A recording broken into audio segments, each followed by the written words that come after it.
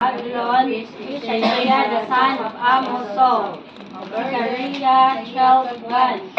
Heard the word of Jehovah concerning Israel.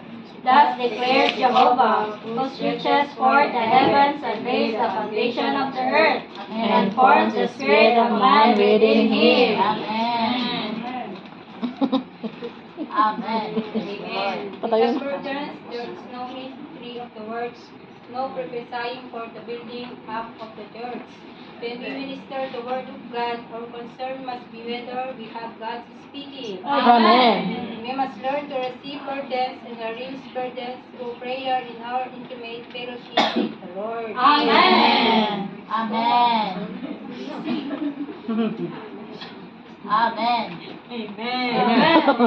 Ano pa ba yun? And when we minister the word of God, our concern should be whether we have a God speaking. Amen. In order to have the God speaking, we must have a burden. Yes. Amen. The burden is bear the responsibility of knowing their needs. Amen. To sense their condition and know what the gods want to speak. Amen. Without the burden, or our activity will be dead and ineffective. Amen. Without burden, we will be living and flourishing. Amen. Amen. Yan, salamat sa Panginoon. Amen. Kailangan nating magkaroon ng kabigatan. Amen. Walang kabigatan na matanggap galing sa Panginoon, we cannot minister the word of Christ. Amen. The Lord says that day by day how we need to come to His word. Amen. To come to His word, we need to be uttered into our spirit. Amen. So that we can minister the word by the burden of the Lord. Amen. We cannot minister the word of the Lord by ourselves, Yeah. but we need the Lord to give us a burden to minister the word of the Lord. Amen. And praise the Lord, saints. I also encourage in the because I enjoy the week 4. And now Yeah. now only I see that we are enjoying the week 5. We're not really lang enjoying matters. the whole week. So praise the Lord. Amen. Now we need to be encouraged to minister the word by the burden of the Lord. Amen. Here we can see also here that we need to minister not only for our responsibility. We need Yes. to in our service. Maraming nangyari ngayon kasi responsibility natin ng isang kapatid. Kaya i-minister natin. But the Lord said here, we need to minister the word by coming to His word. Amen. Coming from the Lord. Amen. Kailangan natin, kasi employee tayo, we need to do that, we need to do this.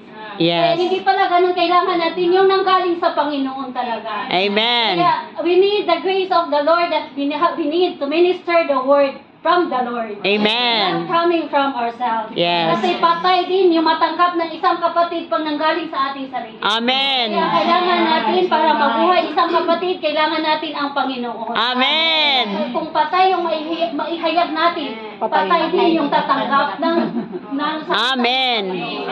Kaya yung sabi nga dito, kailangan natin na talaga natin ma-assure sa ating espiritu. Amen.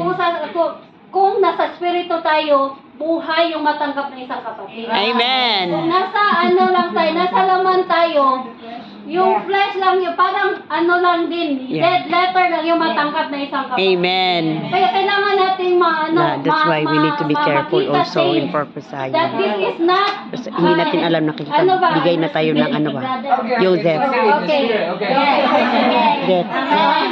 Death na yung naibigay natin sa kapatid, not alive. Mga kapatid. Amen. Kasi gusto natin mag-share sa isang kapatid, pero parang hindi siya sa kailangan ng kapatid. Amen. Kaya kailangan kilalanin muna na natin yung sitwasyon ng isang kapatid bago tayo mag-dispense ng salita ng Panginoon sa kanya.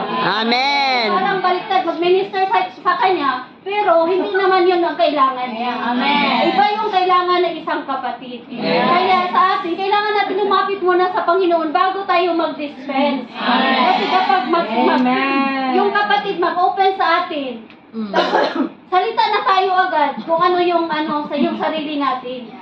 Hindi natin yung Panginoon na magsalita muna sa atin.